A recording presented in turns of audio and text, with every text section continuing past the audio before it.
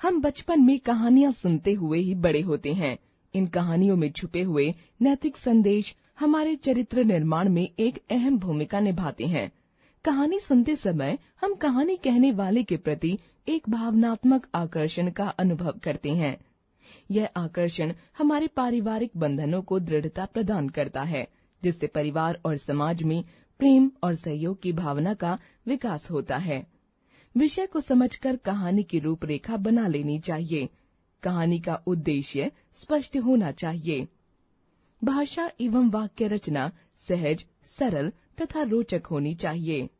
कहानी किसी चरित्र, संकेत अथवा अन्य किसी शिक्षाप्रद आधार पर भी लिखी जा सकती है। कहानी का विषय केंद्र में रहना चाहिए। कहानी लेखन घटनानुसार क्रमबद्ध होना चाहिए। कहानी के अंत में उससे प्राप्त शिक्षा को अवश्य लिखें। कहानी का समापन पूर्ण रूप से किया जाना चाहिए। चित्र के आधार पर कहानी लेखन। एकता में बल है। एक बहेलिया कंधे पर जाल रखकर वन में आया। उसने उपयुक्त स्थान देखकर वहां बाजरे के दाने बिखेर दिए और उन पर जाल फैला दिया। जाल फैलाकर वह पास में ही छिपकर प्रतीक्षा करने लगा। कुछ देर पश्चात वहां कबूतरों का एक झुंड उड़ता हुआ पहुंचा। कबूतरों के दल का मुखिया बहुत ही समझदार था। उसने नीचे पड़े दाने और उस पर फैले जाल के रहस्य को तुरंत भांप लिया। कबूतर कई दिन से भूखे थे। जब वे बाजरे के दानों की ओर बढ़े, मुखिया ने सावधान करते हुए उन्हें वहां उतरने से मना किया। कबूतरों ने उसकी एक न सुनी और दाना चुगने भूमि पर उतरे और जाल में फंस गए। सारे कबूतर घबरा गए। मुखिया ने उनकी हिम्मत बढ़ाते हुए सलाह दी कि तुम सबको एकजुट होकर यह जाल लेकर उड़ना होगा। निकट ही मेरा मित्र चूहा रहता है, वह इस जाल को काट देगा। प्रयास करो और उड़ चलो। अपने मुखिया की बात सुनकर सभी कबूतर जोश से भर उठे। उन्होंने एकजुट होकर प्रयास किया और जाल लेकर उड़ चले। उनके आगे आगे दल का मुखिया भी उड़ रहा था। बहेलिये ने जब यह देखा तो तुरंत जाल की ओर झपटा, परंतु तब तक देर हो चुकी थी और पक्षी उसकी पहुंच से दूर हो चुके थे। उड़ते हुए कबूतरों का दल कुछ ही दूरी पर स्थित एक पहाड़ी पर रहने वाले मुखिया के मित्र चूहे के ठिकाने पर पहुंच गए। सारी बात सुनकर चूहे ने अपने साथियों के साथ मिलकर जाल काट दिया। सभी कबूतर स्वतंत्र हो गए और चूहे का धन्यवाद करके गंतव्य की ओर चल पड़े। इस प्रकार एकजुट होकर प्रयास करें तो बड़ी से बड़ी बाधा भी पार की जा सकती है। एकता में शक्ति है। जैसे को तैसा। सुंदरवन के जंगल में एक ऊंट रहता था। एक गीदड़ उसका परम मित्र था। दोनों साथ साथ रहते और खाते थे। एक दिन नदी के किनारे घूमते घूमते ऊंट की नजर नदी के दूसरी ओर खेत पर पड़ी। उस खेत में तरबूज और खरबूजे दिखाई दिए। उसे वहां कुछ सुंदर फल उगे हुए दिखाई दिए। ऊंट ने गीदड़ से कहा, मित्र, वहां नदी के किनारे पर सुंदर खाने योग्य कुछ दिख रहा है, चलो उधर चलते हैं। गीदड़ बोला, मुझे तैरना नहीं आता। यदि तुम मुझे अपनी पीठ पर बैठा कर ले चलो तो मैं तुम्हारे साथ चल सकता हूँ। ऊंट ने उसे अपनी पीठ पर बैठाया और रात के समय नदी पार करके खेत में जा पहुंचा। वहाँ स्वादिष्ट खरबूजे और तरबूज उगे हुए थे। दोनों मित्रों ने खरबूजे खाने आरंभ कर दिए। गीदड़ की खुराक कम थी, अतः उसका पेट जल्दी भर गया। तभी दूर से गीदड़ों के बोलने की आवाज आई। अन्य गीदड़ों की आवाज सुनकर गीदड़ भी बोलने वाला था कि ऊंट ने उसे रोका और समझाया कि उसकी आवाज सुनकर किसान आ जाएगा और वह भूखा ही रह जाएगा। गीदड़ ने धूर्तता दिखाते हुए उत्तर दिया कि पेट भर जाने के बाद सभी गीदड़ों की हुक्की हुक्की लगती है और वे बोले बिना नहीं रह सकते। इतना कहकर वह जोर जोर से हुआ हुआ करने लगा। खेत का मालिक जाग गया। उसने डंडों से ऊंट को बहुत पीटा। ऊंट को गीदड़ पर बहुत क्रोध आया, साथ ही उसे मार खाने का भी दुख हुआ। वह गीदड़ को सबक सिखाना चाहता था। वापस लौटते समय दोनों ही चुप थे। गीदड़ ऊंट की पीठ पर बैठा था। नदी की बीच धारा में ऊंट बोला, मैं पानी में लौटूंगा। गीदड़ डरकर बोला, अगर तुम लौटोगे तो मैं डूब जाऊंगा। नदी को पार करके जी भर कर लौट लेना। ऊंट मार का दर्द नहीं भूल पाया था। वह नदी के जल में लौटने लगा। गीदड़ तैरना नहीं जानता था, अतः तेज बहाव में बह गया। इस प्रकार ऊंट का बदला पूरा हुआ। जैसा व्यवहार दूसरों से करोगे, तुम्हें उसका वैसा ही प्रतिफल मिलेगा।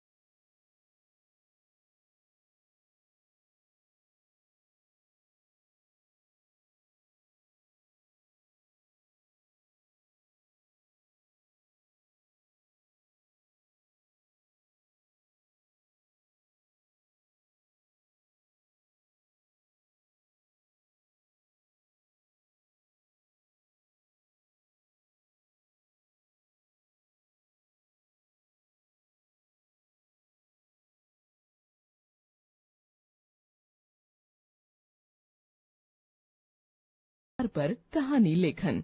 संकेत बिंदु। एक तालाब, बातूनी कछुआ। दो हंसों से मित्रता। तालाब का सूखना। स्थान परिवर्तन का निश्चय। सूखी लकड़ी को पकड़कर कछुए को लेकर उड़ना। कछुए का बोलना। गिरकर मरना। बातूनी कछुआ। एक तालाब में एक कछुआ रहता था। उसी तालाब में प्रतिदिन दो हंस आकर तैरते रहते। इन तीनों के भोजन के पर्याप्त साधन तालाब में मौजूद थे। एक बार भयंकर सूखा पड़ा। तालाब की सारी मछलियां मर गईं तथा उसका जल सूखने लगा। दोनों हंसों ने आपस में विचार किया कि अब यह स्थान रहने के लिए उचित नहीं है, अतः किसी नए स्थान की खोज में चलते हैं। कछुआ बहुत अधिक बातूनी था। जब उसे हंसों की योजना का पता चला तो वह घबरा गया कि अब मैं अकेला कैसे रहूंगा। कछुए ने हंसों को अपनी समस्या बताई। एक हंस बोला, तुम्हारा सोचना ठीक है, परंतु तुम्हारी चाल बहुत धीमी है। तुम हमारे पीछे दौड़ भी तो नहीं सकते, फिर हमारे साथ कैसे चल सकते हो? तभी दूसरे हंस के दिमाग में एक तरकीब आई। वह उड़ कर गया और लकड़ी की एक सूखी पतली और मजबूत लकड़ी ले आया। वह बोला, इसका एक सिरा अपनी चोंच में पकड़ लूंगा और दूसरा सिरा दूसरा हंस पकड़ लेगा। तुम बीच में से डंडी अपने मुंह से पकड़े रहना, तो हम तुम्हें अपने साथ उड़ाकर ले चलेंगे। कछुआ तैयार हो गया। अगले दिन प्रातः तीनों मित्र चलने की तैयारी करने लगे। एक हंस बोला, मित्र, हम तुम्हें ले तो चल रहे हैं, परंतु ध्यान रखना, तुम्हें यात्रा के बीच में कुछ भी नहीं बोलना है। यदि तुम बोलने के प्रयास में मुंह खोलोगे तो गिर पड़ोगे। कछुआ सहमत हो गया। दोनों हंस कछुए को लेकर उड़ चले। मार्ग में सुंदर सुंदर दृश्यों को देखकर कछुए का मन बार बार बोलने को करता, मगर उसे हंसों की चेतावनी याद आ जाती और वह चुप रह जाता। देर तक उड़ते हंस थक गए थे। ऊपर से कछुआ भी बहुत भारी था, अतः हंस अपनी पूरी सामर्थ्य के अनुसार नहीं उड़ पा रहे थे। उड़ते उड़ते वे एक नगर के ऊपर पहुंच गए। मैदान में कुछ बच्चे खेल रहे थे। जैसे ही उनकी नजर लटकते हुए कछुए पर पड़ी, वे उसके पीछे दौड़ पड़े और कंकड़ उठाकर मारने लगे। कछुआ परेशान हो उठा। उसने बच्चों को ऐसा करने से मना करने के लिए मुंह खोला और जमीन पर गिरकर मर गया। इस प्रकार उसकी एक बुरी आदत ने उसकी जान ले ली। सदैव अवसर के अनुसार ही कार्य करना चाहिए। चालाक बंदर। दो बिल्लियां एक साथ रहती थीं। दोनों की आपस में गहरी मित्रता थी। जो कुछ भी मिलता दोनों मिल बांट कर खा लेती। एक बार नगर में महामारी फैल गई और लोग नगर से पलायन करने लगे। दोनों बिल्लियों के लिए खाने के लाले पड़ गए।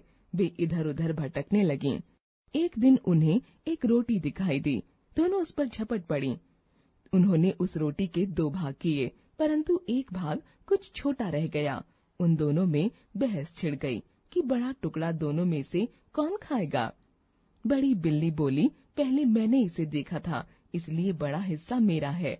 छोटी बिल्ली बोली, इसे मैंने उठाया था, इसलिए बड़े हिस्से पर मेरा अधिकार है। एक बंदर बहुत देर से दोनों का झगड़ा देख रहा था।